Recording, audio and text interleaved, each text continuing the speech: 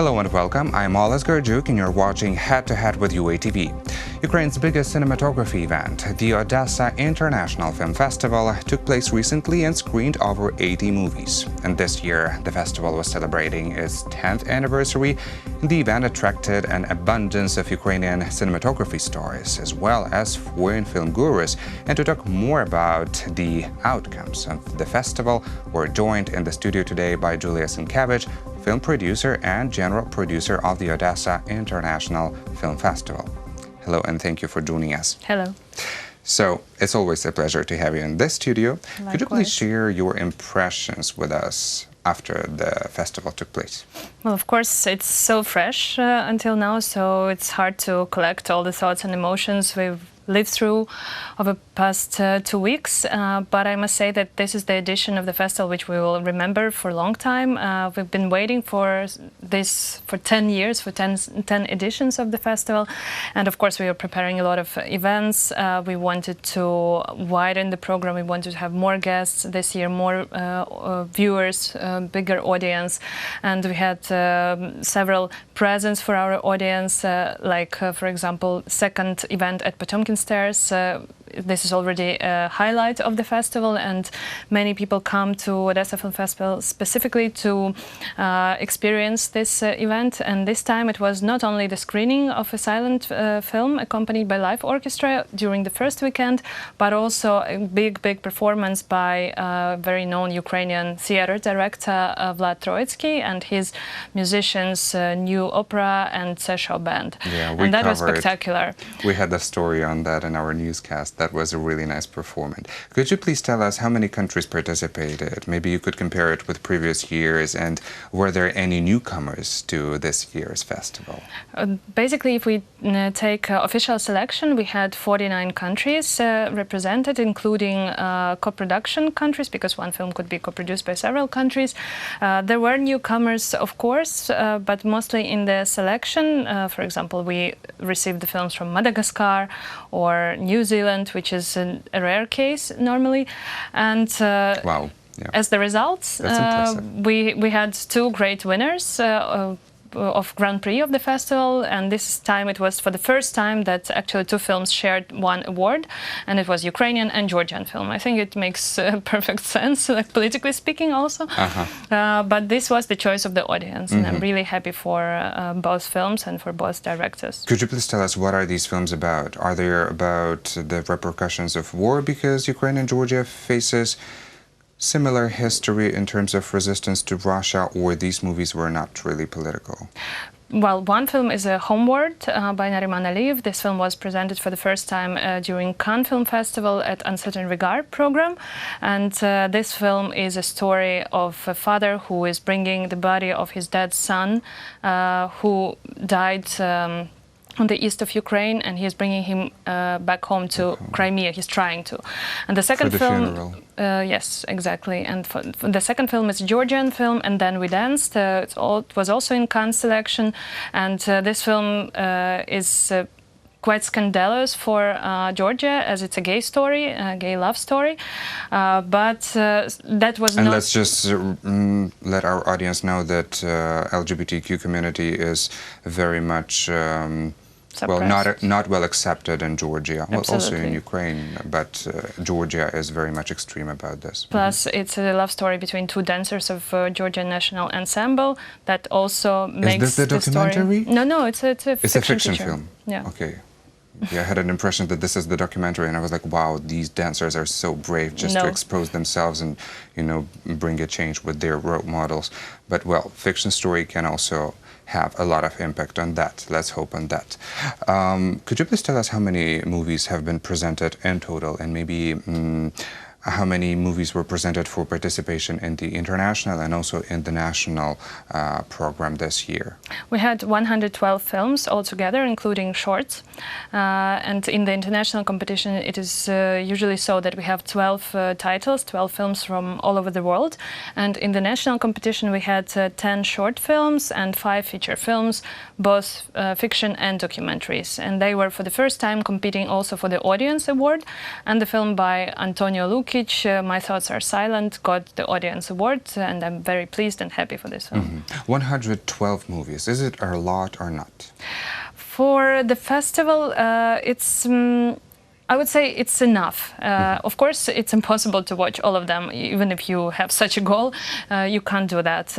But if you compare, for example, with Berlinale, during Berlinale there are maybe 600 films presented altogether. So there's still a space to grow. But this is not our goal. We actually don't want to have more films in terms of numbers. We want to have better quality films and to make our audience more or less comfortable to attend as many screenings as they can. You mentioned that there were many well-known guests. Could you please share who was present?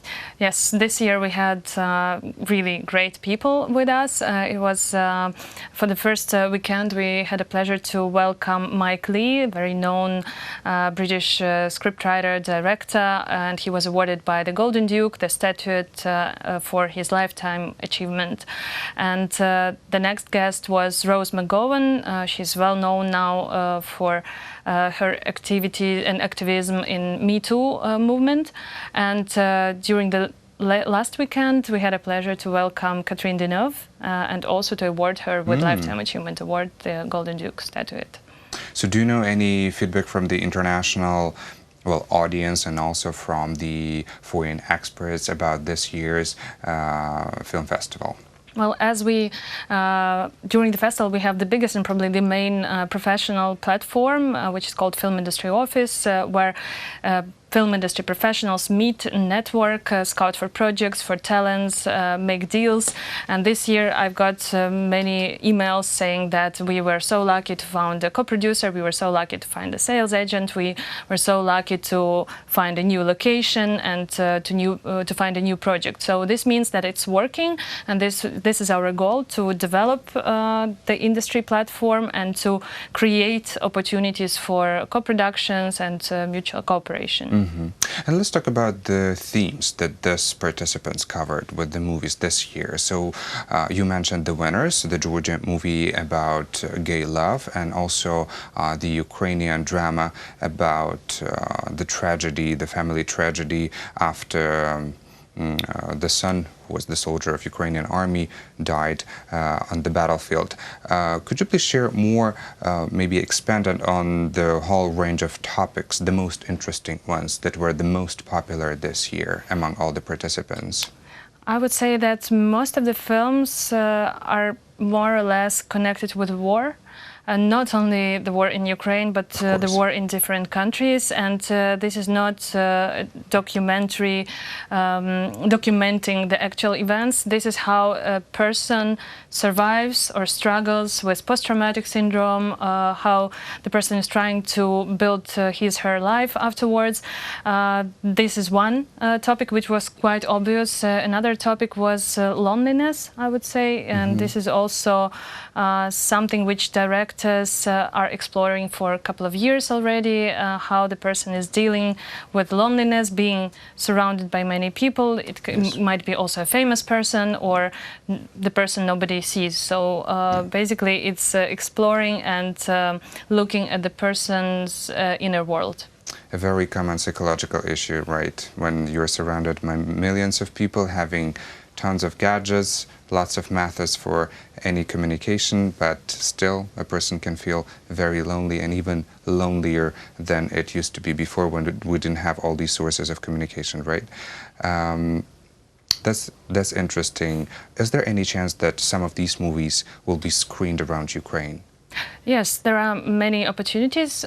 For example, one of the winners, the film Homeward, will be released theatrically in November in Ukraine, but it's Ukrainian film, so it's logical. As for the Georgian film, I know that there are talks with distributors, and the film might be also distributed in Ukraine. Then we have a program which is called Festival of Festivals and another program called Gala Premieres, and this is the films which will be for sure distributed in Ukraine, but later on. So the guests of Odessa Film Festival, they have an exclusive opportunity to watch these films early enough and also in original language. So I think that about 30 titles will be later on released theatrically. Quite impressive. We have a big list of movies to watch this year then in the Ukrainian cinema as well. Hopefully some of them will be distributed abroad, but we can't talk about that right now. If we switch to the Ukrainian films that were presented during the film festival, could you please tell us more about these ones? We remember The Homeward, and it's about war in eastern Ukraine. I would say that probably most of the movies would be about war, since Ukraine currently faces this challenge, right? But maybe could you expand a little bit more on the topics and also on the level of their production? Maybe you could compare it as an expert with the last year participants or the participants from before, when you were just, let's say starting. Yeah, if it's 10th year's anniversary, so happy anniversary too. Thank you so much. Yeah. Well, you are right that the level increased significantly, the level of production and the level of storytelling as well. And basically, our national competition this year was really on the top level. We had 5 films of different subjects, and of course, 2 of them, like Cherkasy, for example, by Timur Yarchishin, or for example, Eastman. These films were connected with war topic, but at the same time, the film My Thoughts Are Silent is absolutely a comedy, but you can recognize characters which surround us, and it is really well done, with a great sense of humor, and this makes this film absolutely different. On the other hand, there are 2 documentaries. One was a Panorama documentary about projectionists from already closed cinema Panorama, and also another, My Father is My Mother's Brother, the documentary which traveled a lot around film festivals already in Europe and also outside of Europe, but this was Ukrainian festival premiere. So Ukraine showed pretty good results. Yes. So could you please tell us how is the perception of the Ukrainian cinematographers being changed among, the foreign colleagues? Well, you can see that almost at each Class A film festival we have a Ukrainian film recently. So there was a film in Cannes, and there was a film in Karlovy Vary. Now yesterday there was an announcement that there will be 2 films in Venice Film Festival and 1 in Toronto. So this means that we are on the map. This means that Ukrainian films can compete with other international titles and filmmakers. This means that the quality is increasing, and we are becoming more and more interesting and more universal also for the outsider world. That's great, especially keeping in mind that only a few years ago, well, maybe not a few years ago, but still there was this time when Ukraine gained independence and there was 0 cinematography in Ukraine. Absolutely. So basically, as we are a very young country, this is a great result, I would say. And could you please tell us what is in our hands? What can we do to enhance and to boost this potential of Ukraine on the international level? The state does a lot already. There are many opportunities to finance the film. There is Ukrainian State Film Agency, which has a systematic support for the film production. There is Ukrainian Culture Foundation, which supports production and development. There are also opportunities to promote films within the work which is done by Ukrainian Institute, recently established organization.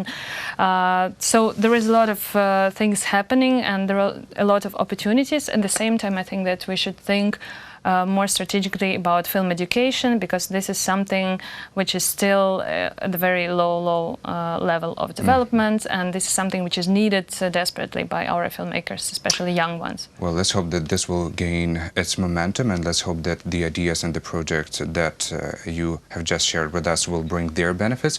Thank you so much for being a guest in our studio, and thank you for this interesting comments that you delivered. Thank you. Thank you.